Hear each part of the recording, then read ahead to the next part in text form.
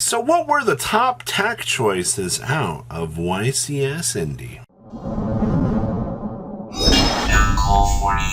Make sure you guys smash the crap out of that subscribe button so you guys don't miss out on more awesome content. We're going to be starting off over here with number 30, Acid Golem of Destruction. And yes, this is 2 level 3s. Remember, during your standby phase, you detach your material from this or you take 2,000 damage. And then you cannot special summon monsters while this card is on the field. And then while it has no exceed materials, it cannot attack. You know the thing that we're doing with this, right? So you use some Gen, some Geonator transfers through action, and you hand this card over to your opponent and you soft lock your opponent. This is evidently something that came up with the YCS where Acid Golem of Destruction actually was able to soft lock the opponent and not get the chance to play the game. And it's been a very long time since we have had something like this be relevant. I mean, we've seen Acid Golem of Destruction before, but the fact that we have access to a rank 3 and it's actually kind of coming back to competitive play, I'd consider this. We've already seen some market movements on this little guy, but okay. Interesting. And then we have Arch Nemesis Asatos. This is something that Rescue Ace was starting to play, but remember, it has to be special by banishing 3 monsters with different types from your graveyard and or face up on the field, which is actually kind of easy to achieve because, you know, warrior, machine, okay. Cannot be destroyed by card effects, and then you can declare 1 monster type on the field, destroy all monsters with that type until the end of the next turn. So yes, your turn and your opponent's turn. Neither player can summon monsters with that type, and you can only use this effect of Arch Nemesis Asatos once per turn. Well, I mean, you can always do the classic blow this guy up and lock your opponent out of dragons, but that's not what we're attempting to do here. This is going to be something that can kind of overcome the Rescue Ace mirror match a little bit more hilariously than I think a lot of people really wanted to consider out here. And considering the fact that Protos is still banned, you know, we got to go ahead and maybe find a way to abuse his brother in some creative ways. And then, of course, we have the Nemesis Flag. This lets you target one of your banished monsters except for Nemesis Flag, and you can special summon this card from your hand and shuffle that target back into the deck. So this is actually a way to recover some resources that have actually been lost around the way.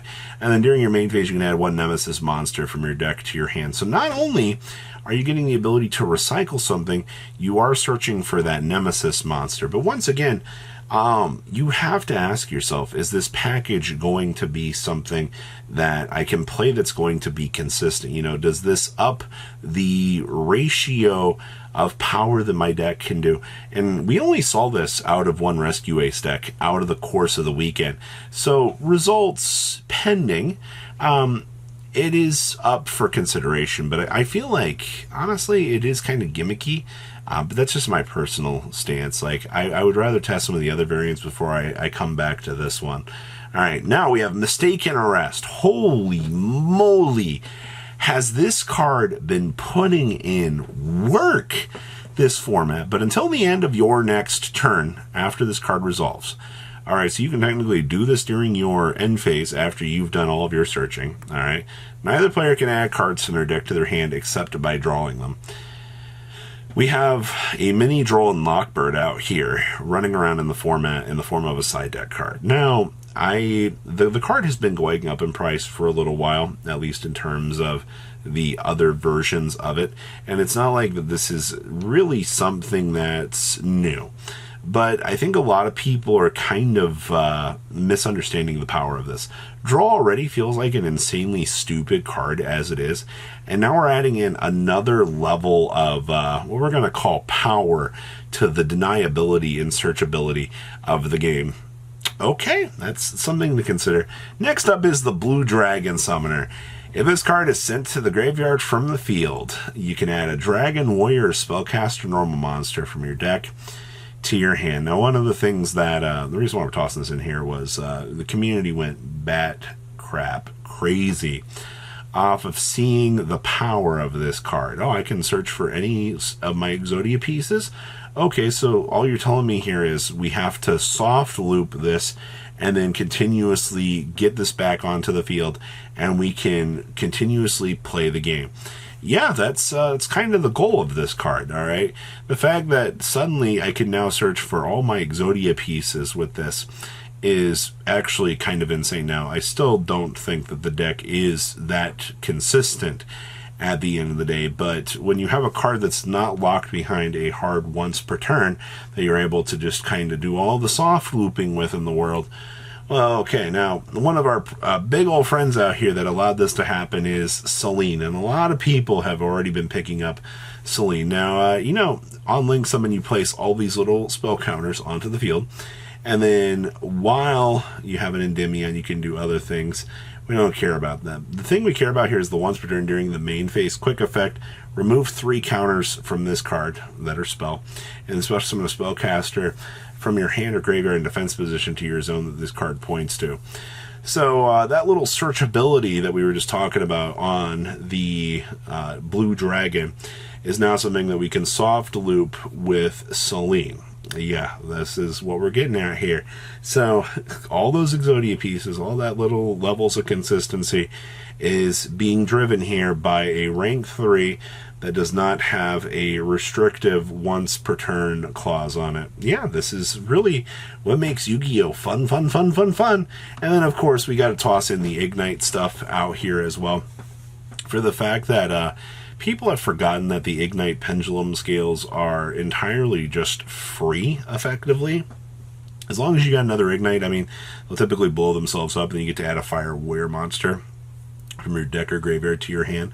Basically what ends up happening is you're using this scale system to facilitate, you know, an advantage package so that the decks can kind of start getting off the ground. You're not only getting deck thinning, you're setting up all of these little monsters that can start bringing themselves back off of the declared pendulum summon, and guess what? You're effectively into a good position. Yeah, the Ignite stuff is already bumped up in price. Crusader having, you know, it's 1 printing.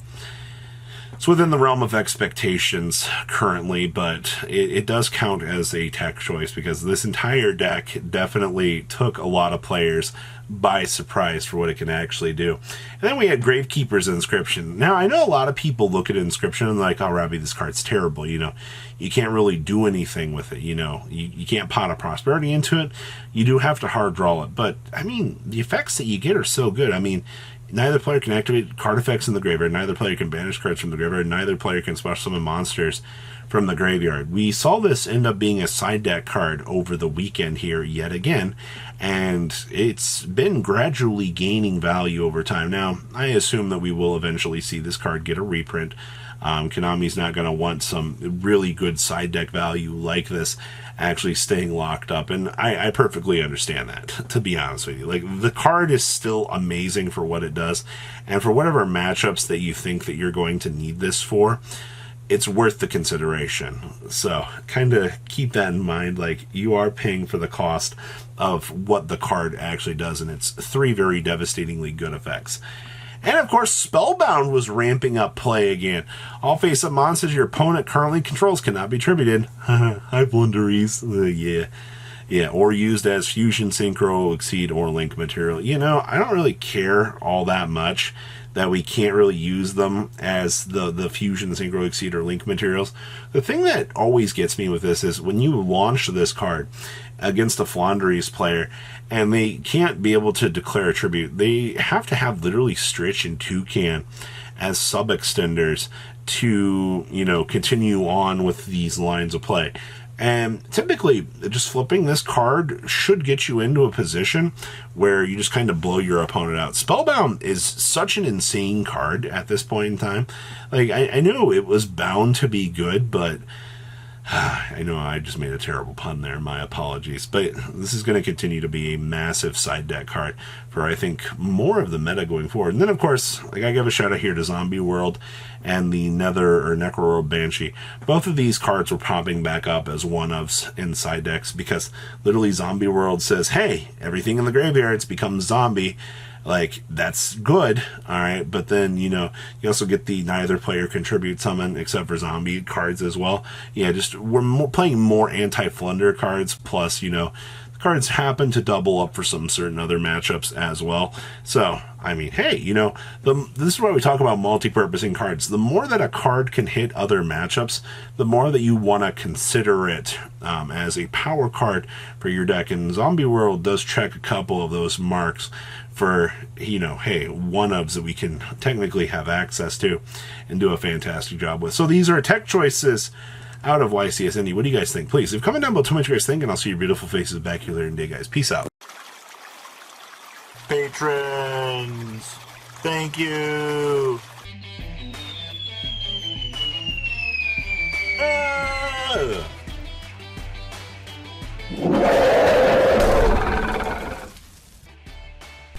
Thank you so much for watching. Check out these other videos.